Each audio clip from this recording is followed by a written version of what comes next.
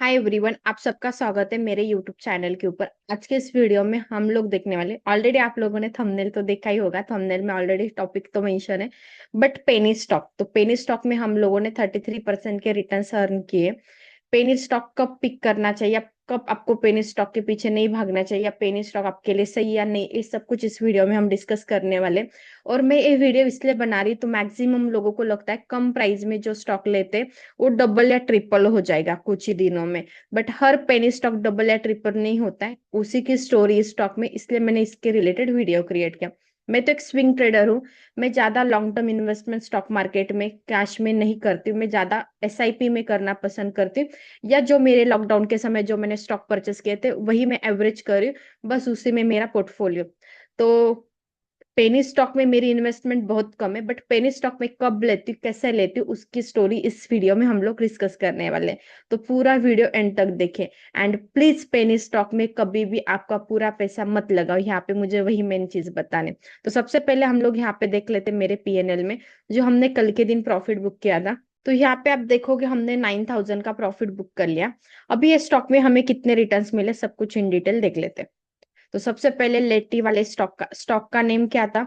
लेटी स्टॉक। यहाँ पे आप देखोगे 62% के आपको रिटर्न्स देखने के लिए मिल रहे। हमने कौन से प्राइस में बाय किया था? 27 रुपीज में बाय किया था, 44.70 में हमने सेल कर दिया। उसके बाद ये हमारे चार्जेस कट कट करके हमारी ये फाइनल वैल्यू हमने निकालने के बाद स्टॉक ने कंटिन्यूअसली 2 दिन लोअर सर्किट लगा। अभी स्टॉक लेने के पीछे का रीजन हम लोग इस वीडियो में पूरा डिस्कस करने वाले। सबसे पहले स्टॉक मैंने कब लिया था? ये स्टॉक मैंने 10,000 का सबसे पहले परचेस किया था। 10,000 का परचेस करने के बाद ये स्टॉक ऑलमोस्ट 28% लॉस में था, मतलब। तो पेनी स्टॉक में यहाँ पे एक ही चीज मुझे बतानी, पेनी स्टॉक में आपको अभी भी कोई कैपिटल यूज करो तो ऐसा कैपिटल यूज करो जिसमें जीरो भी होता है, तो आपको ऐसा कोई फर्क नहीं पड़ना चाहिए। तो मैंने वही लॉजिक लगाया था। मेरे पास 2 लाख रुपीज के ऑलमोस्ट पेनी स्टॉक है, और हर पेनी स्टॉक में 10,000 का ही कैपिटल लगा है। तो हम लोग क्या करते, 10,000 का स्टार्टिंग में परचेस करते। बहुत मार्केट फॉल होता है, या हमारा पर्टिकुलर स्टॉक बहुत ज्यादा फॉल है या नेगेटिव है, तब हम उसमें अगेन 10,000 ऐड करते, या 5,000 या 4,000 ऐड करके उसके एवरेज करना करते। हमेशा डेली नहीं करते, 1 या 2 महीने के बाद ही मैं करना पसंद करती। फिर उसके बाद क्या, उस स्टॉक में 50% के ऊपर रिटर्न्स हमें मिलते हैं, या 60% या 80%, तब हम लोग इसको स्लोली स्लोली सेल करना पसंद करते हैं, प्रॉफिट बुक करके निकल जाना पसंद करते हैं।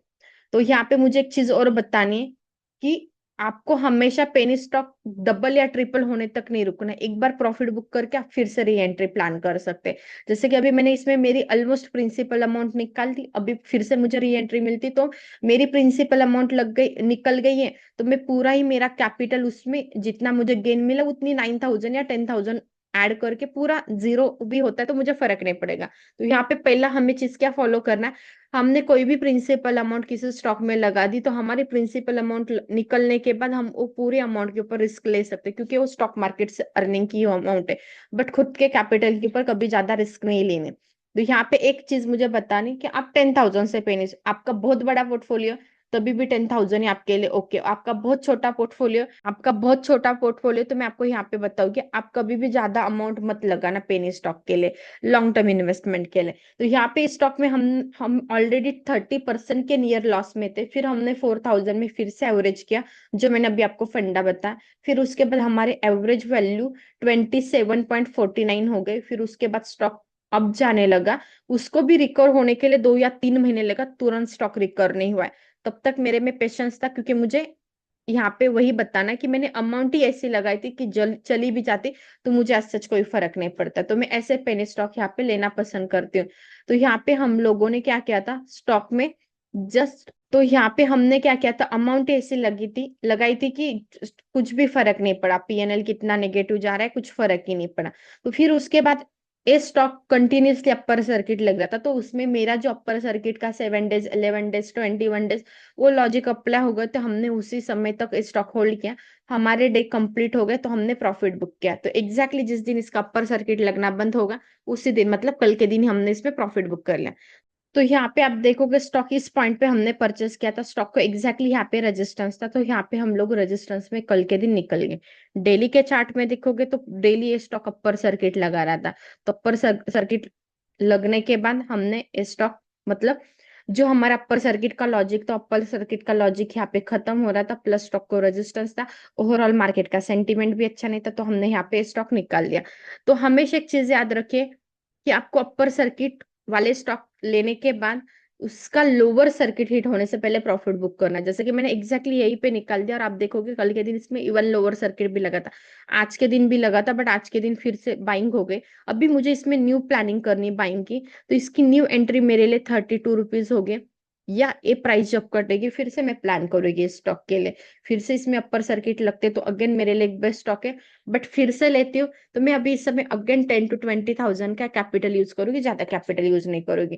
क्योंकि पेनी स्टॉक की स्टोरी क्या है, चले तो चांद तक नहीं तो रात तक। तो हमेशा एक चीज याद रखें कि पेनी स्टॉक में आपको ज्यादा पैसा नहीं लगाना। अभी पेनी स्टॉक कैसे फाइंड करना है या कौन सा पेनी स्टॉक बेस्ट है, ऐसे कोई उसकी पर्टिकुलर डेफिनेशन नहीं, क्योंकि मैं तो ज्यादा फंडामेंटल देखती हूँ नहीं, तो मेरे लिए कोई डेफिनेशन है, मैं ज्यादा टेक्निकल चार्ट फॉलो करती हूँ, एंड उसी चार्ट के ऊपर हम लोग एनालिसिस करते हैं। जैसे कि अभी ये स्टॉक हमने उसी बेस के ऊपर ही फाइंड किया था उस समय, जैसे कि इस समय हमने फाइंड किया था इस पॉइंट पे, बट इस पॉइंट पे स्टॉक फेल हो गया।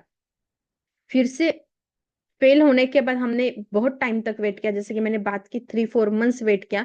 3-4 मंथ्स के बाद ये स्टॉक एक्चुअली फाइनली ब्रेक होके अप चला गया, मतलब उतना मेरे में पेशेंस, इसलिए मैंने स्टॉक लिया। बट आपका 10,000 कैपिटल है और चलो हम पूरा 10,000 इसी में लगा, तो ऐसा मत करें, क्योंकि अभी यहाँ पे भी इस पॉइंट पे बाय करना और रिस्क है। तो यहाँ पे जब ये प्राइस कटेगी, ऑल टाइम उसका हाई कटेगा, तो हम फिर से इसमें न्यू एंट्री प्लान करेंगे। तो ये मेरा पेनी स्टॉक की डेफिनेशन है।